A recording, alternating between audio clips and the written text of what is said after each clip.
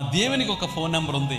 ఆ ఫోన్ నెంబరే ఇర్మియా గ్రంథం 33వ అధ్యాయం 3వ వచనం. నీకు నేను రిప్లై ఇవ్వాలంటే, నువ్వు నాతో మాట్లాడాలంటే నువ్వు నాకు మొరపెట్టు, నీకు ఉత్తరం ఇస్తాను. ఈ వచనం ఎక్కడుంది?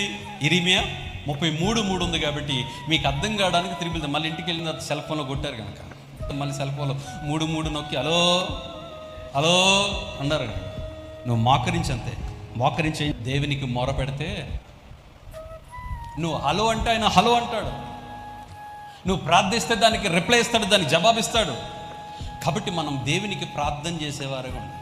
ఇంకోటి ఏంటంటే మీ దగ్గర బ్యాలెన్స్ కూడా, ఫోన్ చేయాలంటే ఏం కావాలి? బ్యాలెన్స్ కావాలి. బ్యాలెన్స్ ఉండాలంటే ముందు సిమ్ ఉండాలి. ఆ సిమ్ దేనికి కనెక్ట్ అయి ఉండాలి? టెలిఫోన్ టవర్ కనెక్ట్ అయి ఉండాలి, అంతే కదా. ఇప్పుడు మన ఫోన్లో ఆ టవర్ సిగ్నల్ ఉంటేనే ఫోన్ పనిచేస్తుంది. కొన్ని ఊర్లు వెళ్తాం మన కొన్ని ప్రదేశాలకు, ఇంటీరియర్ ప్లేసెస్కి వెళ్ళినప్పుడు అక్కడ సిగ్నల్స్ పోతాయి ఫోన్లో. ఆ సిగ్నల్స్ పోయినప్పుడు మనం ఫోన్ చేస్తే ఎవరికైనా వెళ్తాయా? దేవునితో కనెక్టివిటీ లేకుండా నువ్వు మోకరించి అలో అంటే అక్కడ అవుట్ ఆఫ్ కవరేజ్ ఏరియా, ఏముండదు, సిగ్నల్, నో సిగ్నల్, వినపడదు. అంటే దేవునితో టవర్తో ఎలా కనెక్ట్ అయిందో అలాగే దేవుని మందిరముతో, దేవునితో మన కనెక్టివిటీ కలిగి దేవునికి మొర పెడితే దేవుడు మన ప్రార్థన ఆలకిస్తాడు.